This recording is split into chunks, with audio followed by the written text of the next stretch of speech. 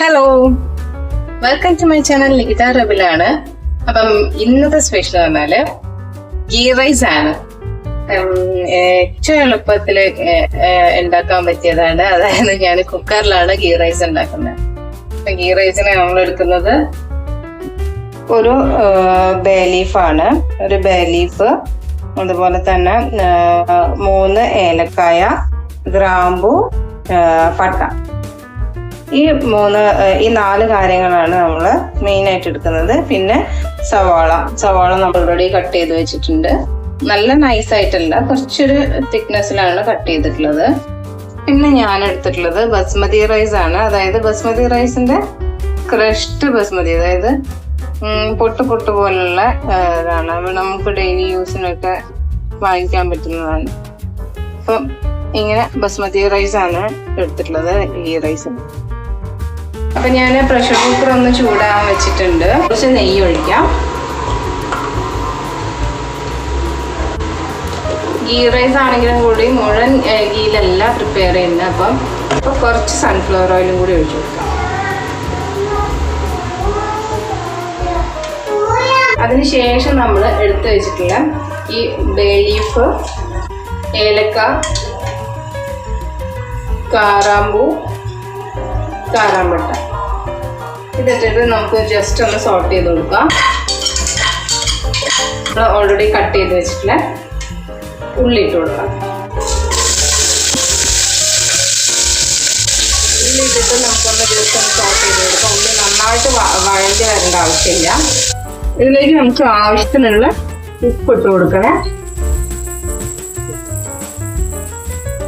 എന്നിട്ട് നമ്മൾ ആദ്യം എടുത്തൊക്കെ കഴുകി എടുത്തേക്ക് വെച്ചിട്ടുള്ള ബസ്മതി റൈസ് ഒന്ന് റോസ്റ്റ് ചെയ്യണം. ഇതിൻ്റെ അകത്തിട്ടിട്ട്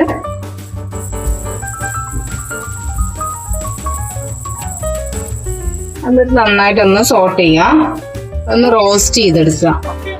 ഞാൻ 2 കപ്പ് അരിയാണ് എടുത്തിട്ടുള്ളത്.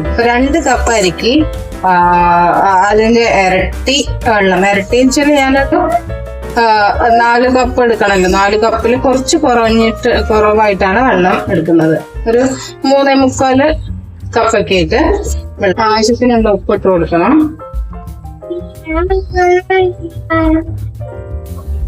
അപ്പം ഞാനിതൊന്ന് പറഞ്ഞല്ലോ, ഒരു 2-3 മിനിറ്റ് ഞാനിതൊന്ന് റോസ്റ്റ് ചെയ്യുന്ന മാതിരി ഇതിലിട്ടിട്ടുണ്ട് റൈസ്. ഇനി അതിലോട്ട് ആവശ്യത്തിനുള്ള നമ്മൾ വെള്ളം ഒഴിച്ചു കൊടുക്കാം.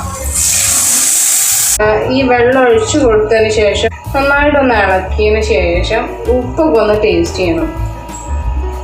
ഉപ്പ് ഒരിത്തിരി നമ്മൾ ടേസ്റ്റ് ചെയ്യുന്ന സമയത്ത് ഒരിത്തിരി കൂടുതൽ ആണെന്ന് തോന്നിയാൽ കുഴപ്പമില്ല.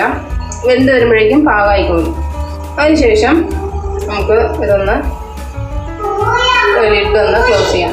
ഇതിൽ ആവശ്യത്തിനുള്ള വെള്ളം ഒഴിച്ചു, ഉപ്പൊക്കെ പാകമായോ നോക്കി നമുക്കിതൊന്ന് ക്ലോസ് ചെയ്യാം. ഞാനിത് ക്ലോസ് ചെയ്തു. ഒരു മീഡിയം ഫ്ലെയിമിലാണ് വെച്ചിട്ടുള്ളത്.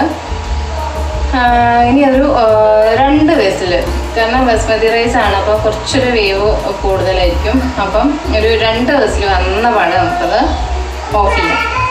പൊതുവെ എല്ലാവരും കിസ്മിസ് പിന്നെ കാഷ്യൂനട്ടൊക്കെ റോസ്റ്റ് ചെയ്തിട്ട് ഇതിലിടും. അതുപോലെ ഓണിയൻ നല്ല നൈസായിട്ട് സ്ലൈസ് ചെയ്തിട്ട് അത് ഒന്ന് റോസ്റ്റ് ചെയ്തിട്ട് അതും ഗാർണിഷിങ് വേണ്ടിയിട്ട് നമ്മൾ ഇടും.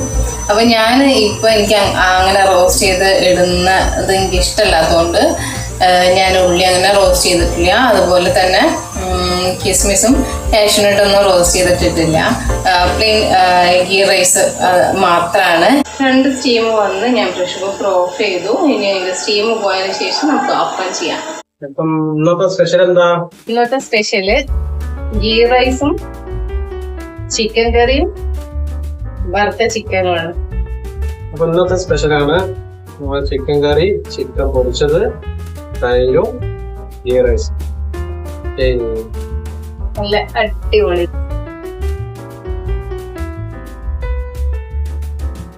നമ്മള് കഴിക്കാൻ പോവാണ്.